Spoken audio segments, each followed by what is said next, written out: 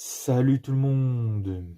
Aujourd'hui, on se retrouve pour une nouvelle vidéo, car aujourd'hui, je vais parler des paons. Donc, les paons, ce sont des animaux qui volent, genre des gros oiseaux. Ouais, ça vole, mais je pense pas à longtemps.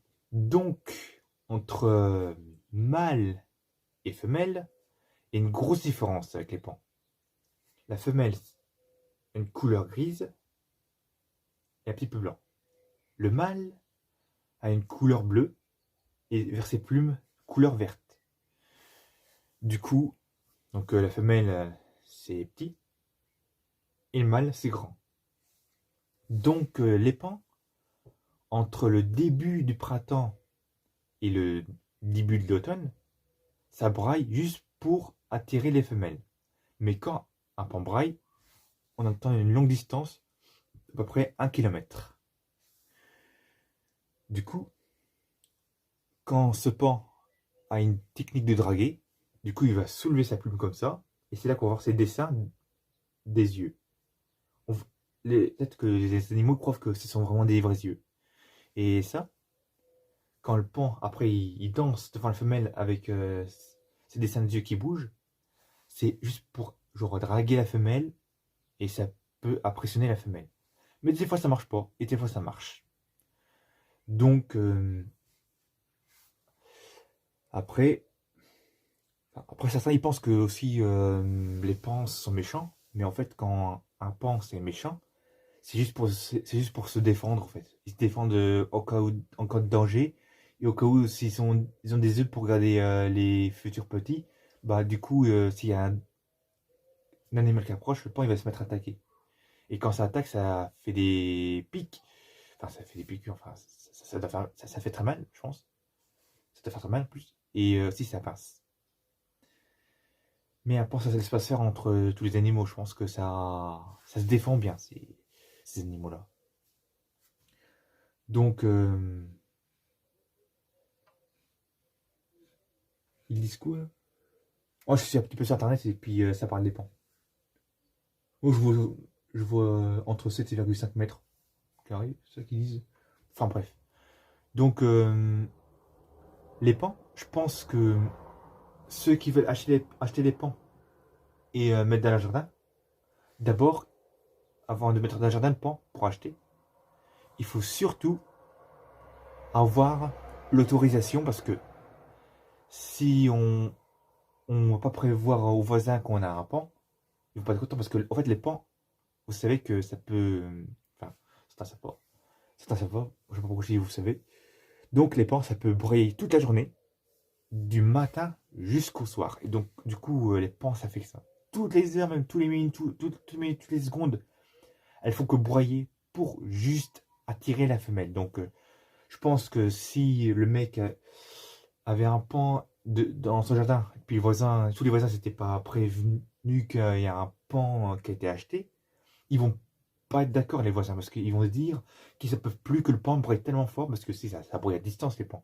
Donc les pans, il faut surtout demander l'autorisation si le voisin va dire oui ou non. Il faut que tout le monde soit d'accord par contre, parce que il y en a qui ne peuvent pas tous être d'accord, parce que les pans, ça brille tellement fort.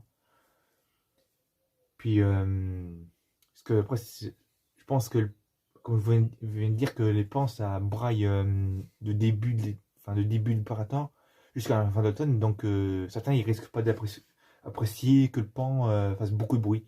Mais les pans sont capables de se déplacer parce que ça peut genre, se déplacer en volant, atterrir dans les toits et aussi aller quelque part chez les voisins un petit peu. Mais ils sont malins les pans. Ils peuvent faire à peu près genre quelques mètres pour aller plus loin, genre même à 100 mètres plus loin, pour aller se poser quelque part. Donc, après, s'il y en a qui ont des volières, je pense que les pans. Enfin, je pense que les pans, quand je travaillais pour nourrir les pans, ils, ils allaient que dans le toit, en fait. Enfin, il y en a une fois, il a fait à peu près quelques mètres plus loin, mais il n'est pas si loin que ça, quoi. Donc, il n'y a pas besoin que des volières. Et du coup, moi j'ai déjà nourri les pans. Donc c'est vrai que ça fait peur les pans. on a toujours peur que les pans vont attaquer par plaisir. En fait, non. Comme vous expliquez, ça attaque quand il y a, quand ils, enfin, enfin, je veux dire pour se défendre, mais quand ils voient qu'on fait bien attention, qu'on va juste leur nourrir, ça va. Donc ils vont se rapprocher, ils vont se nourrir dès qu'on leur nourrit de quelque chose. Donc voilà. Donc ils disent que les pans en espèces, 16,5 mètres. Je pense qu'aussi les pans ne peuvent pas voler très haut comme des oiseaux. Ça vole à peu près genre bas, au niveau. Ils disent combien là? Bon, enfin bref, ça peut aller jusqu'à 6 mètres de hauteur. Mais même 7-8 mètres, mais pas plus. Donc voilà. Donc, mais par contre, les femelles ne braillent jamais. Ça fait des petits bruits, j'ai entendu, mais ça braille jamais comme les pans. Ils ont une différence. Les pans, ça peut brailler avec un son genre, qu'on peut entendre de loin. Mais les petits femelles, c'est genre, il faut s'approcher de plus, on entend leur petit bruit. Mais quand on est à peu près à 9 mètres de eux, on les entend même pas. Après, c'est comme ça, mais c'est bizarre. Enfin, pas bizarre, mais je sais pas. Enfin, si, peut-être pour eux, ce serait bizarre pour les pans, mais voilà. Mais aussi, ces pans sont proches aussi des faisans. Donc les faisans, on peut voir partout, parce que les faisans, eux, se baladent genre partout, genre dans les bois. Mais c'est de la famille des pans. Bon bah voilà, je pense que ma vidéo s'est arrêtée là parce que j'ai tout dit sur les pans. Donc voilà. Je pense que tout à l'heure, je vais refaire une vidéo pour la soirée. Et je vais voir à ce que je trouve une idée ou pas. Si, donc ça fait plaisir de faire plusieurs vidéos avec une bonne connexion, franchement. Hier, quand j'ai chargé ma vidéo, ça durait à peu près. Avant que ça effectue, ça durait à peu près une minute de chargement. Une minute, c'est très bien. Et quand elle a effectué, ça durait à peu près 50 secondes.